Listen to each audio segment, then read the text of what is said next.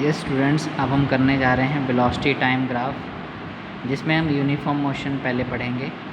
Time लेंगे एक column में, एक वी वेलोसिटी लेंगे। 8:30 पे वो 0 मीटर पर सेकंड पे था, मतलब रेस्ट पोजीशन पे था। 8:45 पर उसकी जो वेलोसिटी है वो 10 मीटर पर सेकंड हो गई। 9 o'clock भी उसकी वेलोसिटी कितनी रही? 10 मीटर पर सेकंड। 9:15 पर भी उसकी वेलोसिटी कितनी रही? 10 मीटर पर सेकंड। 9:30 पर भी उसकी वेलोसिटी कितनी रही? 10 मीटर पर सेकंड। ठीक है जी, तो अब हम इसका ग्राफ ड्रॉ करेंगे। यहाँ पर हम क्या लेंगे? वेलोसिटी मीटर पर सेकंड है यहाँ पर, और इधर जो ये टाइम है ये मिनट में आ रहा है, इसको हम मिनट में ले लेते हैं। तो इसका हम ग्राफ ड्रॉ करने के लिए पहले इनकी वैल्यूज़ लिखते हैं। ये 0 ओरिजिन से लेते हैं 0, और यहाँ पर कितने का गैप था? 15 मिनट्स में ये स्पीड कितनी हो गई? 10 मीटर पर सेकंड। फिर यहीं ओरिजिन से यहाँ तक का, यानी कि 30 मिनट्स में 10 मीटर पर सेकंड ही स्पीड रही। फिर 45 मिनट्स में 10 मीटर पर सेकंड रही।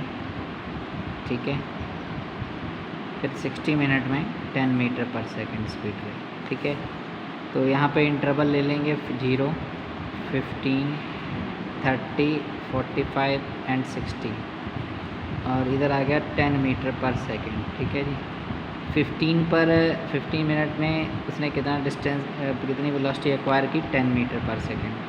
30 पर भी उसने 10 मीटर पर सेकंड। 45 मिनट्स में भी उसने 10 मीटर पर सेकंड। 60 मिनट में भी 10 मीटर पर second.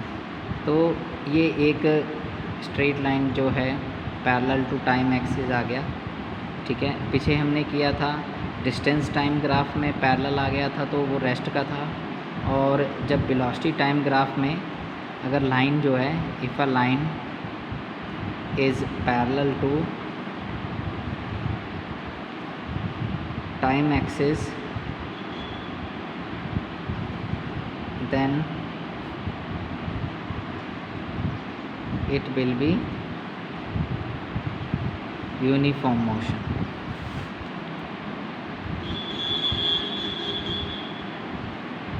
In velocity time.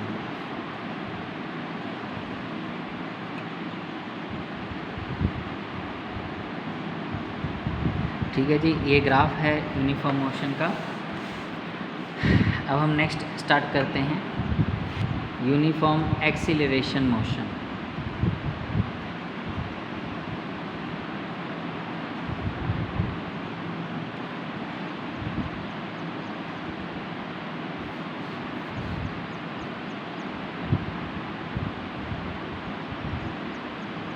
Uniform मतलब एक जैसा एक्सीलरेशन हो, और एक्सीलरेशन क्या होता है? चेंज इन वेलोसिटी, है ना। तो यानी कि equal change in velocity in equal interval of time, उसको बोलते हैं यूनिफॉर्म एक्सीलरेशन मोशन। तो when an object changes its velocity equally in equal interval of time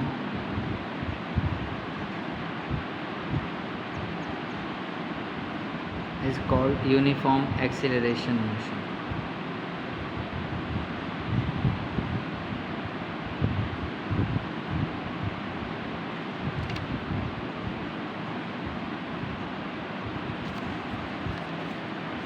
ठीक है जी, अब ये कैसे होता है ये देखेंगे। ये टाइम है जैसे यहाँ पर, और ये वेलोसिटी है। सपोज दैट 8:30 पे इसकी वेलोसिटी 0 मीटर पर सेकंड थी। 8:45 पे इसकी वेलोसिटी हो गई 10 मीटर पर सेकंड। 9 o'clock पर इसकी वेलोसिटी हो गई 20 मीटर पर सेकंड।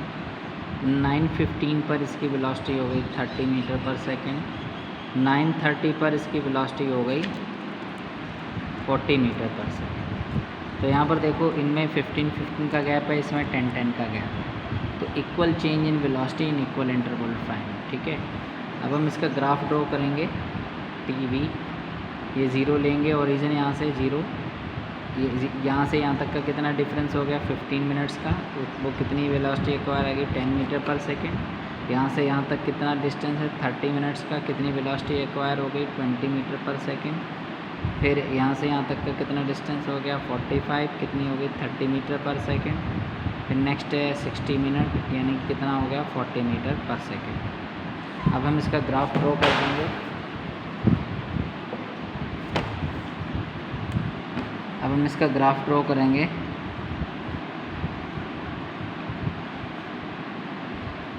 ये मिनट में है,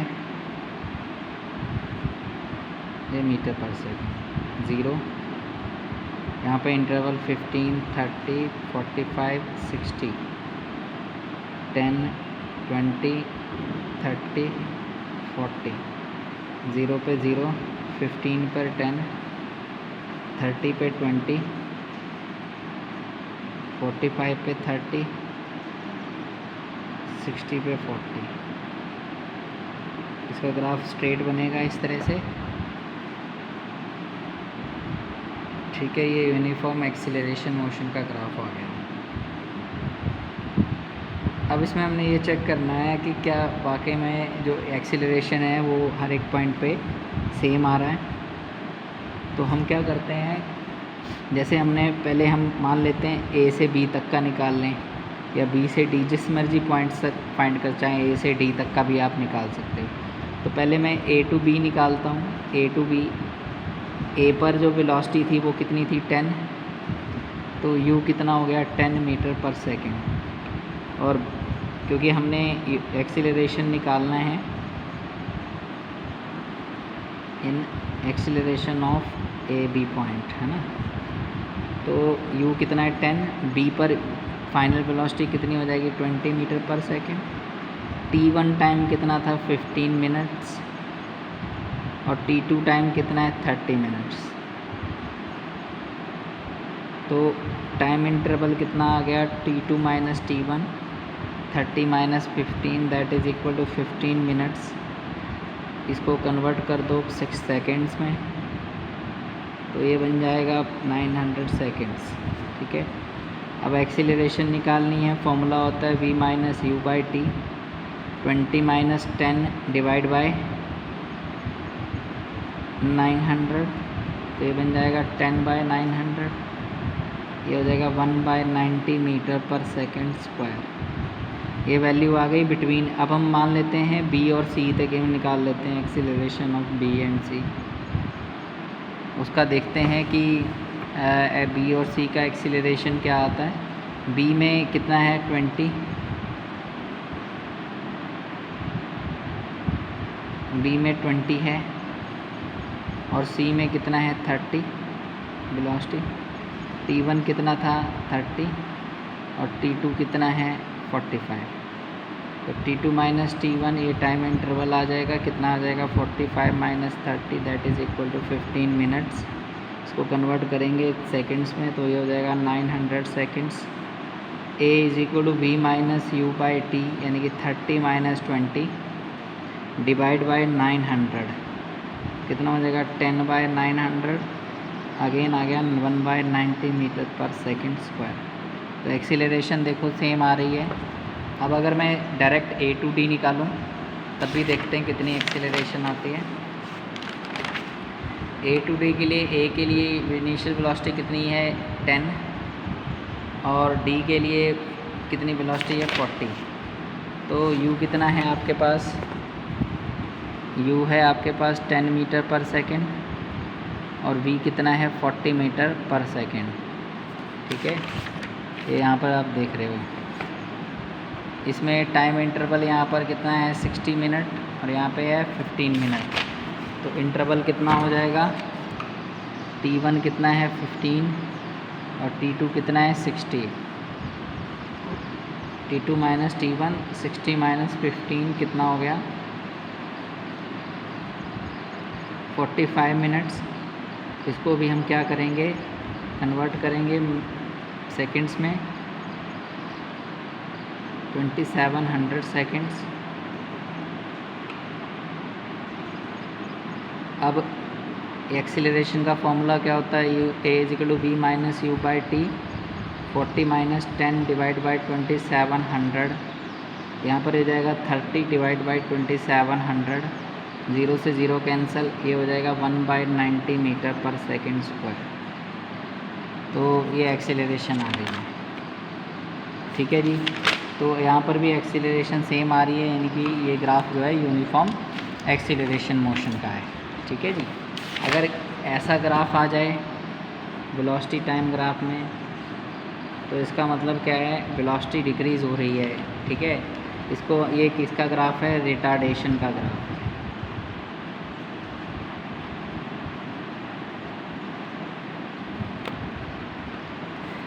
ठीक है।